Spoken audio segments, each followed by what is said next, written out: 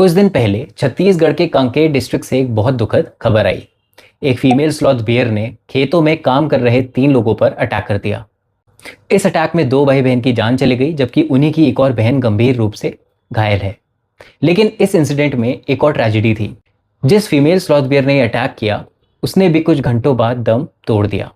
और ऑनेस्टली इस पूरे इंसिडेंट को देखने के बाद मेरे दिमाग में एक ही सवाल आया, आखिर स्लॉथ बियर्स ह्यूमंस पर क्यों अटैक करते हैं? क्या ये बियर्स वाकई इतने एग्रेसिव होते हैं? और क्या ह्यूमंस और स्लॉथ बियर्स के बीच कॉन्फ्लिक्ट को रोका जा सकता है? तो आज इसी चीज को समझने की कोशिश करते हैं। तो कंकेर के इस इंसिडेंट से एक दिन पहले इस फीमेल बियर के कप की डेथ हो गई थी। वहां के डीएफओ के मुताबिक कप की डेथ नेचुरल थी। लोकल रेसिडेंट्स ने बियर को अपने डेड कप के साथ घूमते देखा था और फॉरेस्ट डिपार्टमेंट को इसकी इन्फॉर्मेशन भी दे दी गई थी। फॉरेस्ट टीम वहां पहुंची और कप के कैरकास को वहां से हटा दिया। लेकिन उसके बाद सिचुएशन और कॉम्प्लिकेटेड हो गई। अगले दिन उसी फीमेल स्लॉथ बियर ने पास के खेतों में काम कर रहे लोगों पर अटैक कर दिया। 2 लोगों की डेथ हो गई और एक महिला सीरियसली इंजर्ड है। सोशल मीडिया पर आए वीडियोस में उस स्लॉथ बियर को विक्टिम्स के बॉडीज के पास देखा गया, even after their death. Forest officials ने इवेंचुअली बियर को ट्रैंकुलाइज करके रेस्क्यू किया। लेकिन जब उसे केज में शिफ्ट किया जा रहा था, तो वहां मौजूद आक्रोशित गांव वालों ने उस पर लाठियों से हमला कर दिया। उस फीमेल स्लॉथ बियर को सीरियस इंजरीज आई। उसे ट्रीटमेंट के लिए ले जाया गया, लेकिन ट्रीटमेंट के दौरान उसकी भी डेथ हो गई। और फिर इन्वेस्टिगेशन में एक और इंपॉर्टेंट डिटेल सामने आई कि उस फीमेल स्लॉथ बियर को रेबीज था। इसलिए शुरू में जो एजम्पशन बन रहा था कि कप की डेथ के बाद फीमेल बियर एग्रेसिव हुई और इसी वजह से अटैक हुआ, उसे अब इतनी सर्टेनिटी के साथ नहीं कहा जा सकता। कप की डेथ डेफिनेटली इस इंसिडेंट का एक इंपॉर्टेंट पार्ट है, लेकिन रेबीज भी इस एनिमल के अनयूजुअल बिहेवियर को समझने में एक मेजर फैक्टर हो सकता है।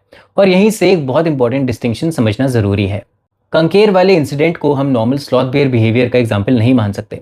रेबीज एक वायरल डिजीज है जो मैमल्स के नर्वस सिस्टम को अफेक्ट करती है और क्लिनिकल डिजीज डेवलप होने के बाद ये ऑलमोस्ट ऑलवेज फेटल होती है। लेकिन एक सवाल अब भी बचता है, क्या हम रेबीज वाले इस पर्टिकुलर केस को साइड में रख दें तो नॉर्मल सिचुएशन में स्लॉथ बियर्स ह्यूमंस पर अटैक क्यों करते हैं? सबसे पहले एक इंपॉर्टेंट मिसकंसेप्शन क्लियर करते हैं। स्लॉथ बियर नॉर्मली ह्यूमंस को प्रे नहीं समझते। इनकी डाइट का एक बड़ा हिस्सा टर्माइट्स और एंट्स होते हैं और इसके अलावा फ्रूट्स, सीड्स और हनी भी इनकी डाइट का इंपॉर्टेंट पार्ट है। तो फिर ये ह्यूमंस पर इतने डेंजरस अटैक्स क्यों करते हैं? इसका आंसर उनके एवोल्यूशन में छुपा हुआ है। स्लॉथ बियर्स हजारों सालों से जंगलों को टाइगर्स और लेपर्ड्स जैसे लार्ज प्रेडेटर्स के साथ शेयर करते आए हैं और रिसर्चर्स का मानना है कि उनका एक्सप्लोसिव डिफेंसिव बिहेवियर इसी इन्वायरमेंट में इवॉल्व हुआ है। इमेजिन करो आप एक डेंस फॉरेस्ट में हो और अनजाने में ही आप एक स्लॉथ बियर के बहुत नज़दीक पहुंच जाते हो। स्लॉथ बियर को आपकी प्रेजेंस का पता नहीं था, लेकिन अचानक उसे एक ह्यूमन दिखता है, आप दिखते हो। उसके लिए आप क्या हो? अ पोटेंशियल थ्रेट, और उसका डिफेंस मैकेनिज्म एक्टिवेट हो सकता है। स्लॉथ बियर थ्रेट के सामने एक्सप्लोसिवली चार्ज कर सकता है और मोस्टली वो अपने हाइंड लेग्स पर खड़ा होकर सामने वाले पर 4 लिम्ब से अटैक करता है। और इंटरेस्टिंगली उसका अटैक सिर्फ ह्यूमंस के अगेंस्ट नहीं होता। टाइगर्स के साथ एनकाउंटर्स में भी स्लॉथ बियर्स इसी डिफेंसिव स्ट्रैटेजी का यूज करते हैं। एक रीसेंट स्टडी ने 43 बियर टाइगर एनकाउंटर्स एनालाइज किए और मेजॉरिटी केसेस में कन्फ्रंटेशन इवेंचुअली खत्म हुआ बियर और टाइगर दोनों के रिट्रीट करने के साथ। अब टाइगर के पास एक एडवांटेज है, अगर सिचुएशन उसके फेवर में नहीं जा रही वो क्विकली रिट्रीट कर सकता है क्योंकि वो स्लॉथ बियर से ज्यादा तेज भाग सकता है। पर ह्यूमंस के पास वो ऑप्शन नहीं होता। और यहाँ एक और मिसअंडरस्टैंडिंग है। नाम है स्लॉथ बियर तो लोग सोचते हैं कि ये स्लो होगा जस्ट लाइक अ स्लॉथ, लेकिन इसका नाम उसकी स्पीड की वजह से नहीं पड़ा। स्लॉथ नाम उसके फिजिकल फीचर्स और स्लॉथ लाइक अपीयरेंस के हिस्टोरिकल कंपैरिजन से जुड़ा है। सो प्लीज अगर स्लॉथ बियर से सामना हो तो भागने की कोशिश मत करिएगा।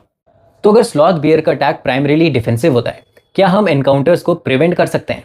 एक्चुअली हाँ, वाइल्ड लाइफ एसओएस के रिसर्चर्स ने hundreds of human sloth bear encounters को स्टडी किया है। उनकी फाइंडिंग्स का एक इंपॉर्टेंट पॉइंट ये था कि बहुत से अटैक्स सडन एनकाउंटर्स के बाद हुए, मतलब बेयर और ह्यूमन एक दूसरे को पहले से डिटेक्ट नहीं कर पाए। अचानक देखा, दोनों चौके और जिससे पहले इंसान कुछ सोचता उससे पहले स्लॉथ बियर ने अटैक कर दिया। तो इतना फास्ट होता है अटैक, इसलिए कुछ सिंपल प्रिकॉशंस काफी इंपॉर्टेंट हो जाते हैं। अगर आप स्लॉथ बियर की टेरिटरी में हो, आपको पता है कि यहाँ स्लॉथ बियर पाए जाते हैं, तो सबसे पहले अकेले मत जाओ, ग्रुप में रहो और जंगल में चलते वक्त बातें करते करते चलो, थोड़ा शोर मचाते रहो ताकि स्लॉथ बियर को पहले ही पता चल जाए कि ह्यूमन की यहाँ प्रेजेंस है और दूर से ही चला जाए। What I am trying to say is कि अगर अचानक आपको देखेगा तो ही विल गेट स्टार्टल्ड और उसका डिफेंस मैकेनिज्म चालू हो जाएगा। तो आइडियली आपको स्लॉथ बियर से मिलना ही नहीं है। लेकिन सेंट्रल गुजरात में रिसर्चर्स ने इस प्रॉब्लम को एक और इंटरेस्टिंग एंगल से टैकल किया। निशीत दहरिया और उनकी टीम ने ह्यूमन स्लॉथ बियर कॉन्फ्लिक्ट को समझने के लिए लोकल कम्युनिटीज के साथ काम किया और उन्होंने एक सिंपल सा टूल इंट्रोड्यूस किया, घंटी काठी नाम लिटरली काफी सेल्फ एक्सप्लेनेटरी है। एक स्टिक पर घंटियां और ब्लंट एंडेड प्रोजेक्शंस या स्पाइक्स लगा दिए। आइडिया सिंपल था, जंगल में चलते वक्त घंटियों की आवाज स्लॉथ बियर को ह्यूमन प्रेजेंस के बारे में अलर्ट करे, और अगर भालू बहुत पास आ भी जाए तो ये ब्लंट स्पाइक्स और घंटियों की आवाज से आप उसे डरा भी सकते हो। इंपॉर्टेंट पॉइंट ये है कि इसका पर्पस स्लॉथ बियर को घायल करना नहीं बल्कि ह्यूमन और बियर दोनों को सेफ रखना है। और रिपोर्ट्स के मुताबिक लोकल कम्युनिटीज ने इस घंटी काठी को पॉजिटिवली यूज भी किया। उनका कहना था कि ये सिर्फ स्लॉथ बियर ही नहीं बल्कि और जानवरों के अगेंस्ट भी काम कर रही थी। सो दिस घंटी काठी tells us a story of a much bigger idea known as coexistence.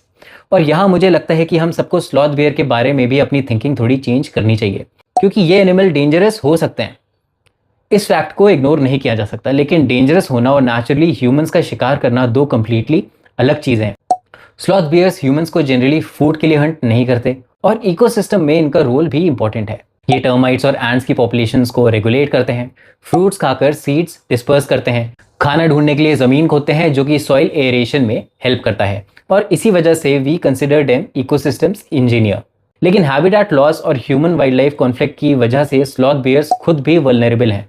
तो कंजर्वेशन का मतलब सिर्फ स्लॉथ बियर को जंगल में बचाना नहीं है। कंजर्वेशन का मतलब ये भी है कि जंगल के आसपास रहने वाले लोग उसी वाइल्ड लाइफ के साथ सेफली कैसे रह सकते हैं।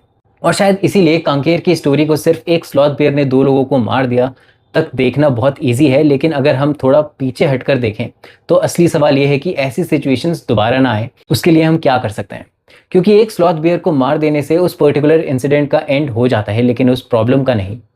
जंगल वही रहेगा, गांव वही रहेंगे और ह्यूमंस और वाइल्ड लाइफ का सामना भी होता रहेगा। इसलिए हमें ऐसे सॉल्यूशंस चाहिए जहां इंसान भी सेफ रहें और वाइल्ड लाइफ को भी हर बार अपनी जान ना गंवानी पड़े।